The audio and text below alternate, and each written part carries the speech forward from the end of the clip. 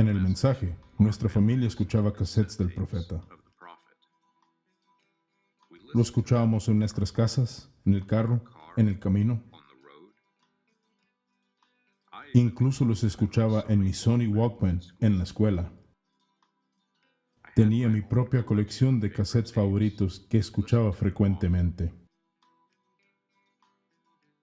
Una de mis favoritas historias que el profeta contó sobre su niñez fue sobre su viaje al oeste y viendo al bandido de Kansas. William Branham dijo cómo él quería ser un jinete de rodeo. Pero después de haber visto a otro jinete gravemente herido, decidió que no era un jinete. Cuando escuchaba esta historia, pensaba, ¿qué lo hizo decidir irse? Burkesville, donde se encontraba su cabaña en Kentucky que sentaba a la orilla del río Cumberland, hubiera hecho que Jeffersonville, Indiana, se sintiera como hogar. ¿Qué causó que el profeta decidiera dejar su familia atrás? Cuando yo pensaba en las aventuras del profeta en el oeste, nunca pensé sobre la situación que él dejó atrás. El profeta decía que él cazaba y pescaba para alimentar a su familia, pero nunca realmente dijo quién proveyó por ellos cuando él se fue de Jeffersonville. Hizo que me causara más curiosidad sobre su familia cuando él los dejó. Noté en un artículo describiendo el arresto de Carlos Branham que la familia estaba en una situación desesperada. Un hijo había sido disparado, otro con un brazo roto y el tercero en condición crítica, y todos sin alimento. Pero fue este artículo que me llamó la atención. Cuando William Branham tenía 16 años, recibió un disparo y su factura del hospital fue pagada. Me acordé que el profeta dijo que el Ku Klux Klan pagó su factura de hospital. Esto siempre me parecía un poco extraño porque él hablaba favorablemente del Klan, sin importar lo que hacían. Cuando yo pensaba sobre el Ku Klux Klan, nunca tuve pensamientos favorables. Pensaba sobre juntas secretas con cruces ardientes, violencia, fanatismo, odio, asesinato del inocente. Siempre pensé, ¿por qué el profeta alababa al Klan? En 1920 Jeffersonville, el Ku Klux Klan hubieran parecido a héroes.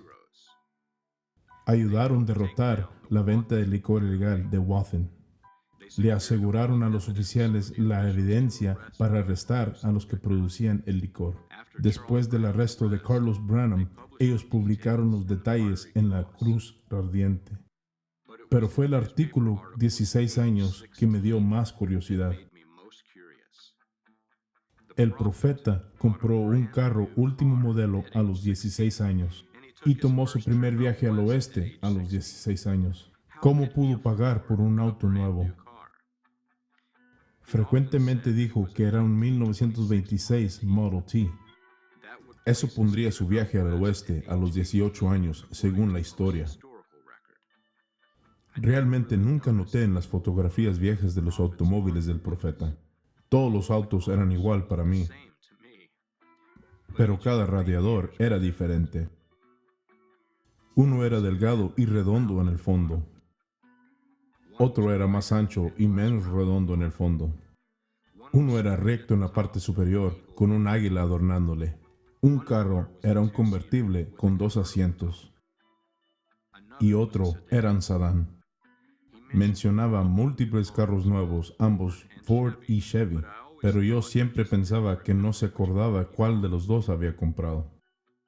Fue cuando me di cuenta que su memoria no era el problema. Mi entendimiento de la juventud del profeta le faltaban hechos claves. El profeta dijo que a los 16 él vivía en la calle 16 y Henshaw en Phoenix. Me inscribí para periódicos.com para ver qué podía encontrar. Hallé un artículo en la República de Arizona de 1928. Describió el sistema escolar de Phoenix y Tempe. Calle 16 y Henshaw fue encontrado en un artículo sobre el distrito escolar de Wilson. Describía el horario para el distrito escolar. Y el horario para la 16 y la Henshaw era las 7:50 a.m.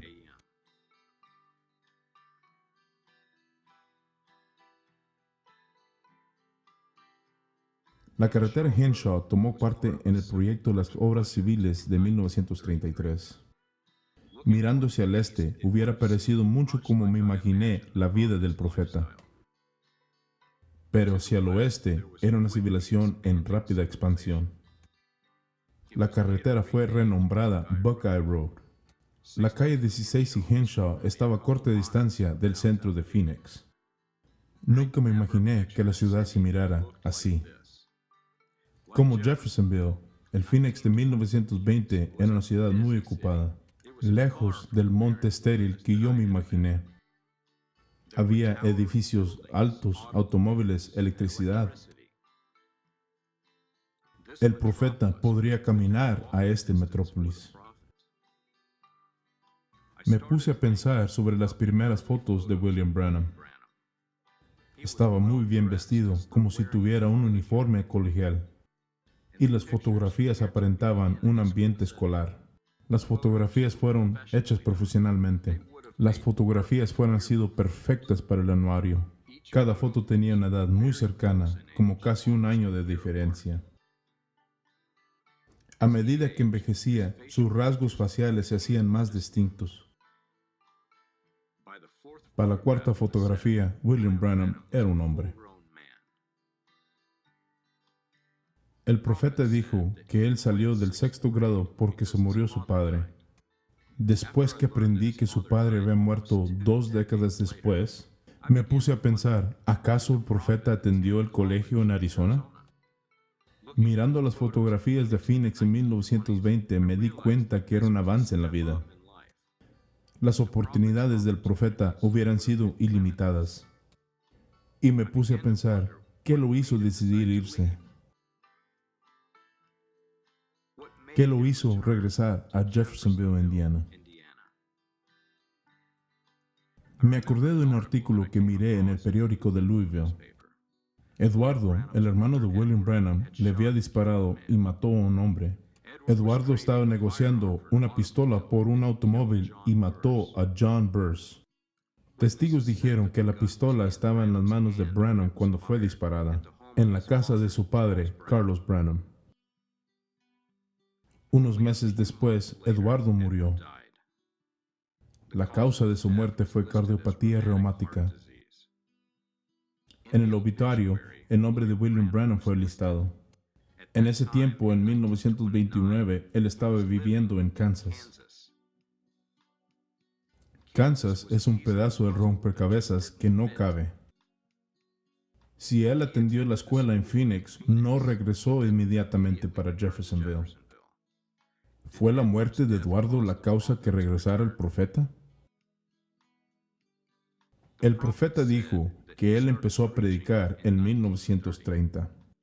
Era una de sus memorias que permaneció consistente.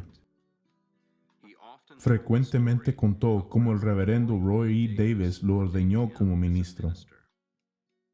En ese tiempo, yo no estaba al tanto que Davis era un miembro de alto rango en el Ku Klux Klan. Solo lo conocí como el Dr. Roy E. Davis, el ministro bautista, y que él tenía una iglesia en Jeffersonville, Indiana.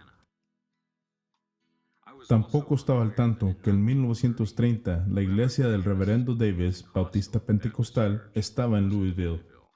William Branham tendría que cruzar el río Ohio para atender los servicios. En 1930 hubiera estado en el centro de un escándalo en la iglesia que hizo la noticia nacional. El reverendo Roy E. Davis estaba viviendo con una joven menor de edad de Tennessee, violando el acto del hombre, una ley previniendo el secuestro de jóvenes para sexo. En 1930, la iglesia estaba envuelta en otro escándalo. El reverendo Davis fue acusado de defraudar a mujeres en la iglesia. El profeta frecuentemente habló altamente de Dr. Davis en sus sermones, pero nunca pensé en las circunstancias que condujeron a su asociación. Me topé con un artículo describiendo la extraña situación que pasó en el tribunal. El reverendo Davis fue encarcelado después de que las mujeres que lo apoyaban se volvieron disruptivas. Algunas de las mujeres también recibieron cargos. Era hacia el fin de 1930 cuando Roy E. Davis fue arrestado. Fue arrestado en la ciudad de Jeffersonville. Su iglesia defendió a su pastor y su vida con una joven de 17 años. Aunque él tuviera cargos similares en otros estados con otras jóvenes. Pero este reverendo que ordeñó al profeta no era lo que parecía. Él había sido el portavoz oficial del Ku Klux Klan, un embajador para el segundo grupo de supremacía blanca, Caballeros de la Espada Ardiente, y él venía para Jeffersonville para crear su propia secta del Ku Klux Klan.